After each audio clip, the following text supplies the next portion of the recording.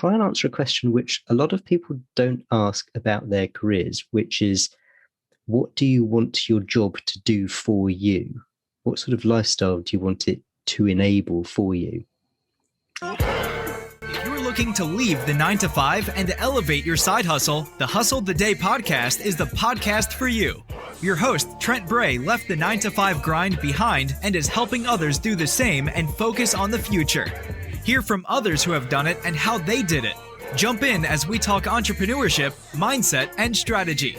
Just take it one day at a time and hustle the day. On this episode of the Hustle the Day podcast, I have Jeremy Cline on the show, and I'm super excited for this one because most of my guests have made the leap. They've jumped from the 9-to-5, or they have a side hustle going. Jeremy has not quite figured that out yet, other than he knows he wants it. He's making steps towards it. Great insight behind his mindset and mind frame right now. You're going to want to listen to this one. Let's jump into it. What's up, everybody? Welcome to the Hustle the Day podcast. My name is Trent. Super excited to have Jeremy Cline on the show today. Jeremy, why don't you jump in? Tell my audience a little bit about yourself. Sure. Well, first of all, Trent, thanks so much for having me on. So I'm here in the UK and I have this kind of slightly strange double life at the moment. So by background and profession, I'm a lawyer and I'm still a lawyer, but I'm in the process of trying to figure out how I can transition out of being a lawyer. I kind of figured out maybe 2 or 3 years ago that even though I've been doing it it's getting on for 20 years now, I'm fulfilling someone else's dream. It's not for me. And I just don't feel like I have autonomy. I don't feel like I have freedom. I'm not doing it for me. I'm kind of constrained by the corporate environment. And I mean, don't get me wrong, in my area and for whom I work for, it's actually a great place. If I wanted to continue doing what I do at the moment, then yeah, I'm pretty happy with where it is, but it's just not something which I'm at the moment finding hugely fulfilling, and at the moment not something that I think I want to do for the next 25 years of my working life. So my first step in trying to transition out of being a lawyer is I started a podcast. So it's been going about 18 months, and it's a podcast which is all about career change, which I appreciate is a bit meta. You talk about what you know. But yeah, it's called Change Work Life. And my podcast is for you if you're a professional, you've been doing what you've been doing for maybe 15, 20 years. You're getting pretty good at it. You're quite senior. You're probably pretty well paid. If you stick in it, it's a strong path. You can do really well in this career. You're probably at a stage of life where you've got family, partner, kids, mortgage, car, all those sorts of trappings. Outwardly, life looks great. But the problem is that the job just doesn't seem all that fulfilling. Now, this might sound exactly like what I was talking about a moment ago with my own position. And yeah, exactly. My podcast is aimed at people who kind of are like me in terms of where they are professionally and personally. And certainly what I've been experiencing, and I know what a lot of my audience experiences, is the fear of changing out of whatever the profession is, be it law, accountancy, medicine, architecture, whatever it is. There's fears around, am I going to be able to earn the same amount of money at the moment? I've got accustomed to my lifestyle, and there's a lot of fear about taking a pay cut or maybe having to retrain, go back to school. So there's a period where you're not earning and potentially you've got to spend money on fees. There's fears about, well, what would I even do? I've been doing this for 15 years. I mean, what else is out there? What am I going to do? It's the thing I've done since I left college, since I graduated. What are my family and friends going to think of me? Are they going to look at me and think, what are you doing? There's part of me that thinks I've spent 15, 20 years doing this? Is it just a waste? Am I throwing it away in changing career, changing to something completely? There's kind of like an identity crisis. If I'm not a lawyer, accountant, doctor, then what am I? Because, a lot of people's careers are, a lot of people's identities are bound up in their careers. And so, this is all stuff that I was going through, all stuff that was going on in my head. I know that there's lots of other people out there who have similar doubts, similar fears, similar desires for change, but not really knowing how to go about it and what to do about it. And so I started the podcast as a means to help myself to answer some of these questions, and also to help other people in a similar situation. And the way I do it, it's an interview-based podcast, and my guests they broadly fall into two categories. They're either people who have changed careers themselves. So I had one guest, absolutely love this guy, in his 50s, having been in IT for 30-something years. He got made redundant and then decided he was going to become a hypnotherapist, of all things. He had had some hypnotherapy before. Apparently it had helped him give up smoking, and he decided, you know what, that's what I want to practice. I had another guest who set up her own accountancy practice, very successful, but then she sold out and she's now a canine behaviorist. So that's one category of guests, the people who've made these fairly radical career changes. And then the other category is more the coach type person. So the person that you go to help you try and figure out all this stuff. So the person who gives you the exercises that help you work out what your values are. What are you good at? What are you not good at? What do you like? What do you dislike? What are your aptitudes? What are your natural skills? What directions might they point you to? And then there's the coaches who talk about some of the more strategic stuff that goes around that. So interview skills, resume writing, having difficult conversations at work, some of the more sort of the health side of things, looking after your mental health, nutrition, getting enough sleep. And really the ultimate aim of the podcast is to try and make people not dread getting up on a Monday morning. So not go to bed on a Sunday having that sinking feeling in the pit of your stomach that, oh, tomorrow's Monday. Oh no, I've got to go back to work. So yeah, that's what the podcast's about. And that's my kind of first foray into trying to transition myself out of what I'm doing. Yeah. And believe me, when you were speaking, I feel like you were inside my own head of where I have been on my journey of, your identity being wrapped up in this, and what will people think, and all these different things, all things that have gone through my head multiple times per day even. And so I completely understand and relate to you on that. But I love that you're trying it. You're willing to step out of your comfort zone a little bit and explore those opportunities, because it isn't a waste if you learn something from it and you're able to take that into what you're planning to do. So I want to ask you, how is it that being a lawyer has set you up? What are some of those lessons that you've learned to be able to take to your next venture, whatever that may end up being?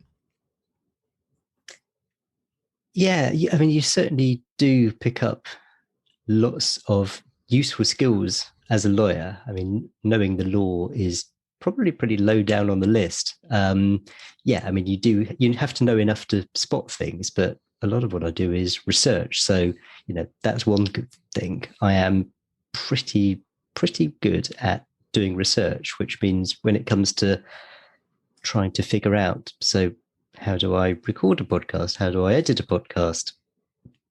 How do I post it? How do I market it? All that sort of stuff.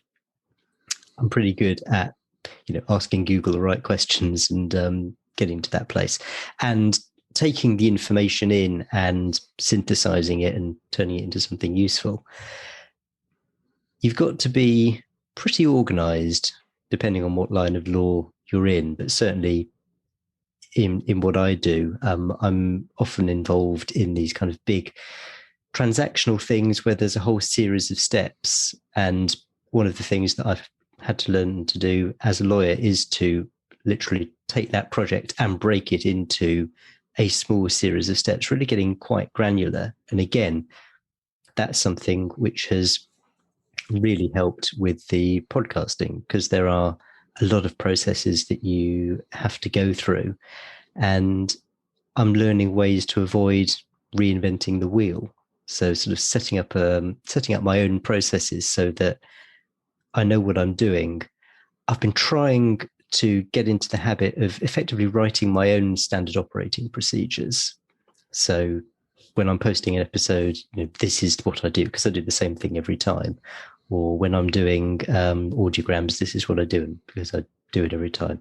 At the moment, I'm very bad at that, and I've only got one SOP, which is for the audiograms. But that has just been invaluable, because otherwise you just kind of forget about it. Or you kind of half know what you're doing, and then you kind of get to a point, and then you realize that you've missed a step, and you kind of then waste time going back. And by that stage, you've got to posting your third episode, and you've realized that you've missed that step for episodes 1 and 2 as well. So you've got to go back and correct that.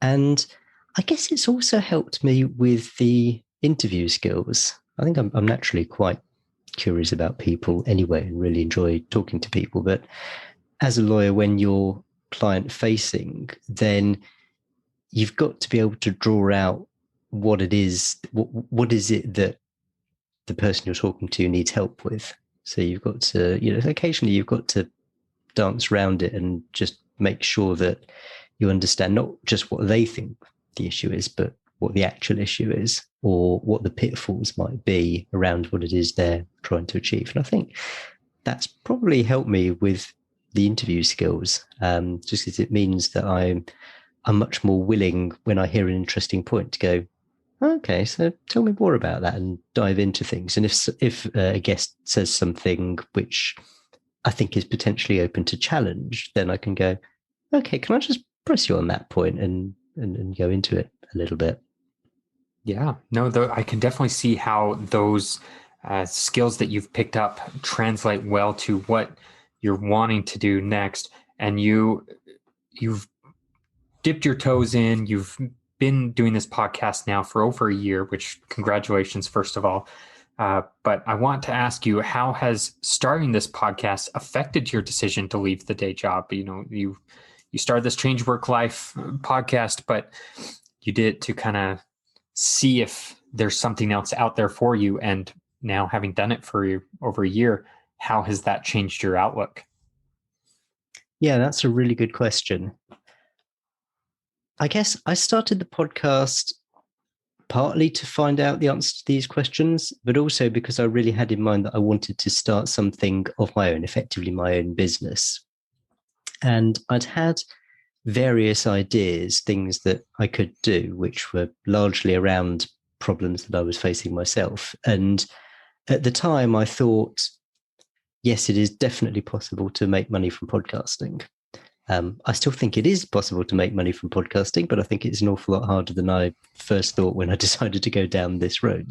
I thought, oh yeah, I just need a few thousand downloads a week, and then I'll be able to get money through sponsorships and affiliate advertising and all that sort of stuff. And I now realize, and don't get me wrong, I'm very proud of the number of downloads that I have, but it's more in the kind of low hundreds a week rather than thousands a week. And that's fine, and that's all great. But yeah, I decided that starting a podcast was going to be my first foray into starting my own business, either on the basis that the podcast itself could turn into a business if I could grow the audience, get the numbers up, explore sponsorship opportunities and affiliate opportunities and all the other things that you see podcasters doing, or I could use it to find some kind of a business idea. So I guess I was originally thinking, and I still am thinking, that could be in the careers space.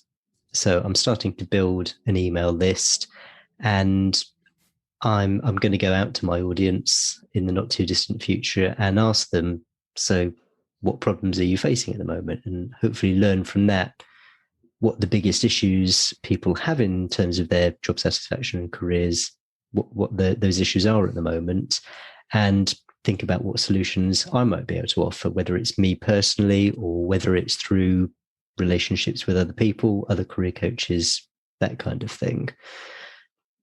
I've also learned that just doing the podcast itself, there's lots of support industries that go around podcasting. So there are people who edit podcasts, there are people who do show notes, transcripts, all that kind of stuff. And I've kind of toyed with the idea of whether, now that I outsource all that sort of stuff myself, well, there's no reason why I can't outsource that stuff for other people as well. So other podcasters will want to outsource their editing, show notes, that sort of thing. I know people who can do it, so they could come to me and then I can get people to do the work, essentially an agency model. So, that's something that I've thought about. And there's probably lots of areas that I haven't thought about. So my thinking, I think my thinking is continually evolving, and I haven't yet figured out exactly what is going to be my kind of first big step into turning this from, I'm loath to call it a business at the moment. It's more of a side venture. I'm definitely creating an asset, and it's an asset that hopefully in the future I'll be able to leverage. But what's that first big step going to be that actually turns it into something that would make me think, okay, I'm now in a position seriously to consider leaving my job? Because at the moment I'm not in that position, and I'm not at the moment brave enough just to make the leap to, completely cut the ties, throw myself to the wolves and hope, basically. I know some people do that. I've had an awful lot of people who have advised me not to do that. And at the moment, that's the side that I'm playing with at the moment. So, yeah, I'm exploring where it might go. And actually in the process, I've started to get some coaching myself just quite recently, to help me figure out, well, now I've got some more thoughts, what's actually the best thing for me. I'm getting an awful lot of lessons, feedback from my guests. The wonderful thing about having a podcast is you get you just get tons of great content and advice and things to try. And, as we record, I've now interviewed getting on for 90 people, and that's effectively like 90 hours of free career coaching, which is amazing. But what I've realized I need is something a little bit more personalized. So the accountability of having an appointment every 2 weeks with a coach, just to help me figure out, okay, I've created this, I've been through some processes, I've learned a staggering amount. What can I do in terms of making this a next step, trying to get a little bit more focused on that? So that's kind of where I am at the moment. Yeah, I love that. I love this conversation because I typically interview people who have already made the leap or have one foot out the door already. I love hearing your experience being on the other side, plotting and planning, but haven't quite made that leap yet. You're, like I mentioned, you're dipping your toes in the water a little bit to see how it is. But I love hearing what processes you're going through and the mind frame you're in. So I want to ask you, you mentioned the coaching thing, but what are some of those other little steps that you're taking right now to help you get to your ultimate goal of leaving the day job? So I guess what I am doing principally at the moment is trying to develop the podcast in terms of getting my listener numbers up and also the number of people on my email list. Because what I really want to do is go out and ask my audience, what is it you need? What are the challenges you're facing? And I found when I started the podcast, it's been a real evolution, because when I started out, I was literally doing everything myself. So, finding the guests, contacting them, getting them booked in, doing the interviews, editing the interviews, doing the show notes. I was doing all of that myself. And I realized, because I have a limited amount of time to do all this, that I was creating a hamster wheel for myself. And I wasn't going to have time to do any of the new stuff, the development stuff, unless I bought myself some new time. So that's exactly what I've done. So I outsourced the transcriptions pretty early on. I use one of these artificial intelligence based transcription services, which takes your audio and spits out something vaguely comprehensible, but they're just they're good, but they get you about 80% of the way there. And my philosophy behind transcripts is that I want people to be able to read them and understand them and not have to go back to the audio. So they require a fair bit of panel beating to get them into shape. And I got about a third of the way through my first episode of doing that, of going through the transcript, and thought, no way, there is no way I'm doing this. So I pretty much outsourced that from day one. But then when I was about 20 or so episodes in, I realized that the editing, I was okay at it, that I was pretty happy with the finished results. It was quite fun listening back to the interview and going through the process of editing it and everything. Not something I'd ever done before, but again, it was just too time consuming. So about 20 episodes in, outsourced that. That freed up a bit more time, which allowed me to think about starting an email list, designing a lead magnet, getting that out there.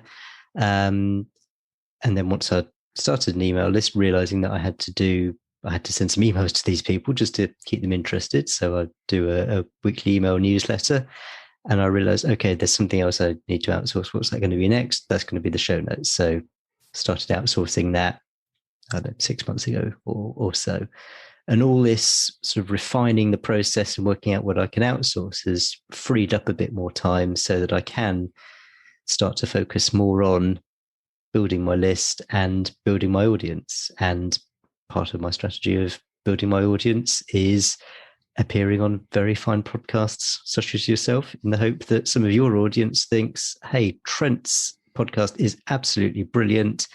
That guy, Jeremy, he was talking about some interesting stuff. I might check out his podcast as well, see what's on there. Yeah, that is definitely an effective strategy. And, I appreciate the compliment. I know that what you're doing already is fantastic, Jeremy. So I appreciate that you're putting your podcast out there and you've learned so much from it. But I love that you touched on a couple of times now of asking people what they need. And I think that is way underrated. It's something that I've personally done with my own, Hustle Energy product, where I was asking people, okay, what about this bottle design versus this bottle design, and all these different minute things. But a great story of somebody who I had on the podcast prior, they talked about, they started writing a book and they're like, this is what people need. And then they started getting down the road a little bit on the book and they're like, you know what, I'm going to ask, if I wrote a book about business, what would you like? What kind of information would you like in there? And it was completely different from the route that he was going. So I think it is hugely beneficial that you have that foresight, that you understand, okay, this is kind of the end goal that I want to get to, because that is going to be more valuable than all the time doing research on the wrong idea. I think so. And I think also framing it as asking people what their challenges are, what their difficulties are, that's something that I've learned is a really good way of going about it. I don't know if the story is apocryphal, but the saying goes that Henry Ford said that if he'd asked people what they needed, they would have just said faster horses. But what they actually needed was a means of getting from A to B more quickly. That was their challenge. And so, he didn't develop faster horses, obviously. So yeah, that's why I'm planning on going down that route. Yeah, no, I love that. And I love that you understand how to phrase it the right way, because I think that will be beneficial for you. So in your process of starting the podcast, you mentioned you're great at research. You kind of understand what things are coming your way. But what was a challenge that you never expected to have happen? Oh, that is a good question.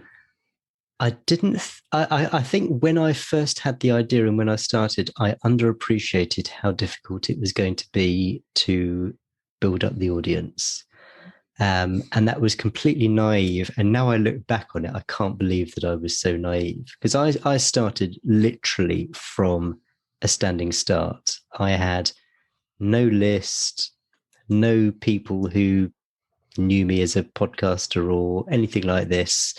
So when I dropped my first 3 episodes, I was literally messaging everyone I knew saying, hey, come listen to my podcast. And, you get, I don't know, 20 people that way or something like that. And so I've had to work pretty hard to get my listeners, and I've almost had to kind of to win every single one. I've done that through forums like Reddit career groups, that sort of thing. You go on there and you see similar themes and similar questions coming out.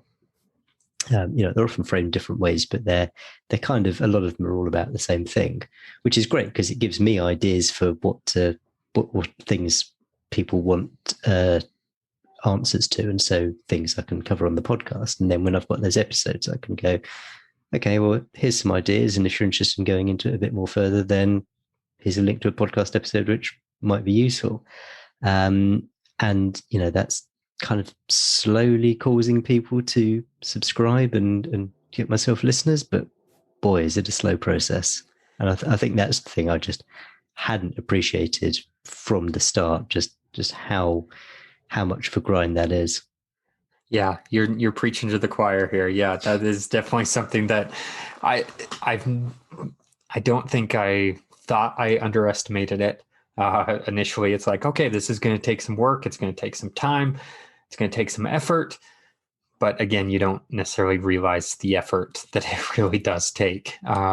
So I can definitely appreciate where you're coming from on that and understand what it really does take to grow that listenership. And, it's something that's it's always a moving target. You hit one goal, it's like, okay, now we got to get to the next goal and then to the next goal. But it's been a great process along the way. I've been able to connect with some fantastic individuals like yourself, and been able to impact people along the way as well. That's always been a rewarding part of it. Of you put out an episode and you don't know whether it's going to resonate with people, and then you start getting messages of saying, hey, Jeremy was a fantastic guest. I loved what he was talking about. Really resonated with his personality, and that just helps propel you to keep going and keep providing and keep making that impact, so that at some point, it will come full circle and you'll have your next idea of how you're going to move forward. Yeah. And in the meantime, I mean, I listen back to my episodes once they come back from the editors, just to make sure I'm happy with the edit and everything. And I'm listening to my episodes and listening to my guests and thinking, that guest provided some amazing value. And, part of me thinks, come on, world, listen to this. This is really worth listening to. But, a large part of me does go, yeah, I'm in a privileged position that I am able to get some of these guests on who just give me some unbelievable content. It's absolutely fantastic. Just as a medium, there's no other place where you can deep dive into these sorts of conversations. Absolutely.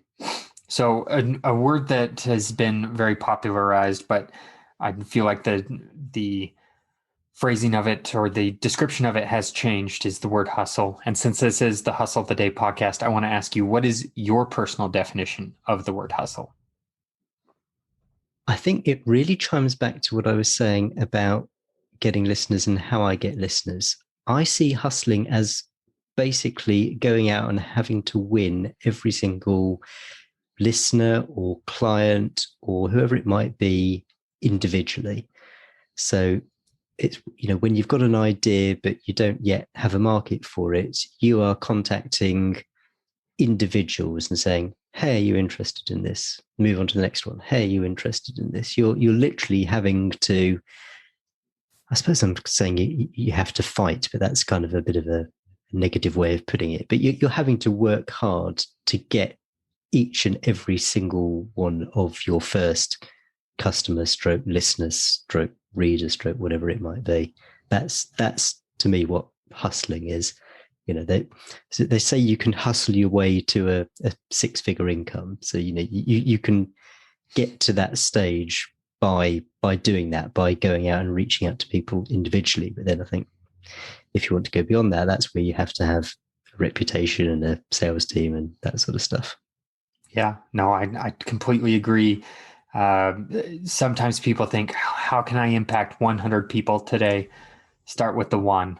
I mean, that's really the way you have to do it initially to get started, to gain that momentum so that, people can tell their friends about it and move on to the next person and they can tell somebody about it.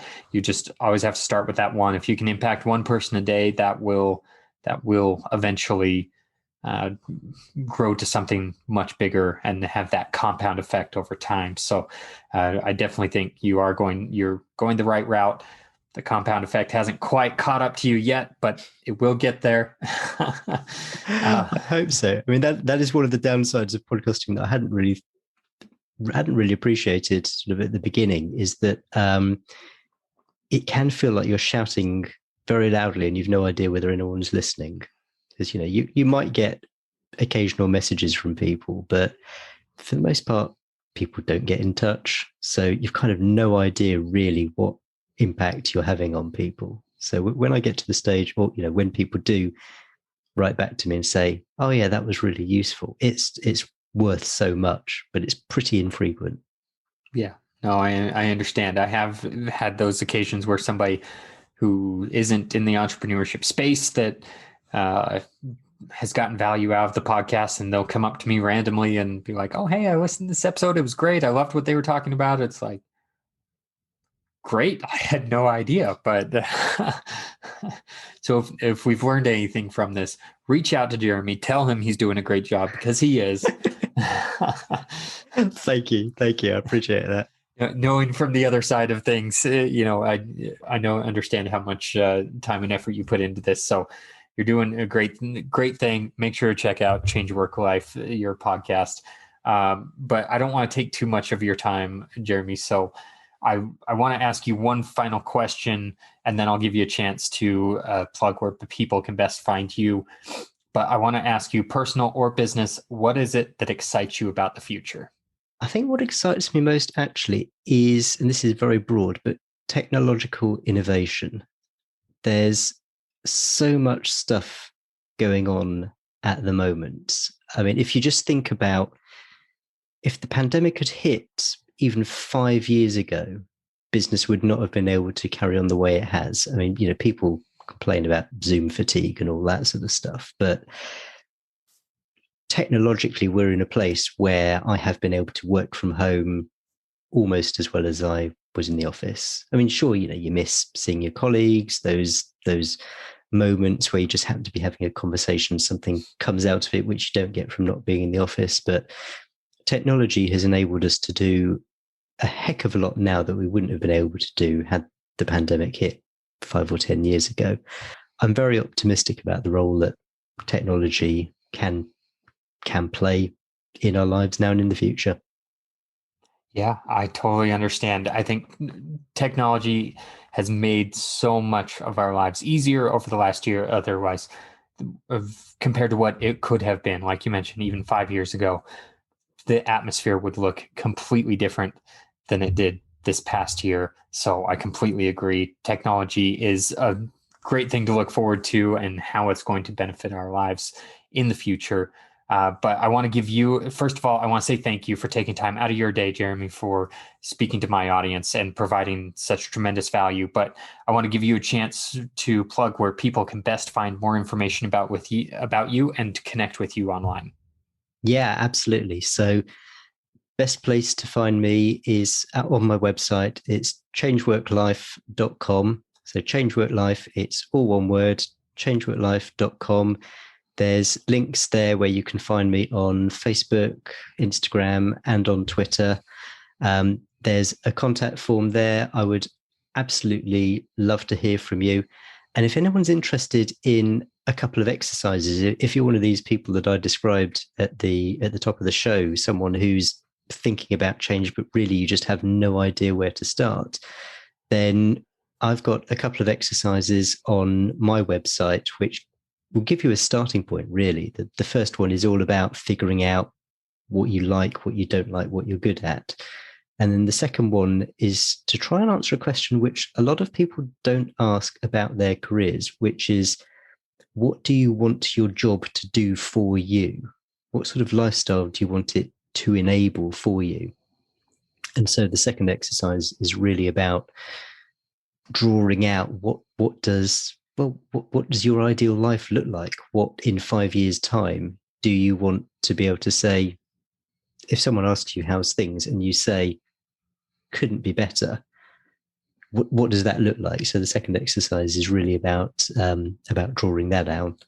So yeah, I've got a link for that. It's changeworklife.com/happy, as in opposite of sad, HAPPY. So if people want to try those exercises to give themselves a starting point, then do feel free.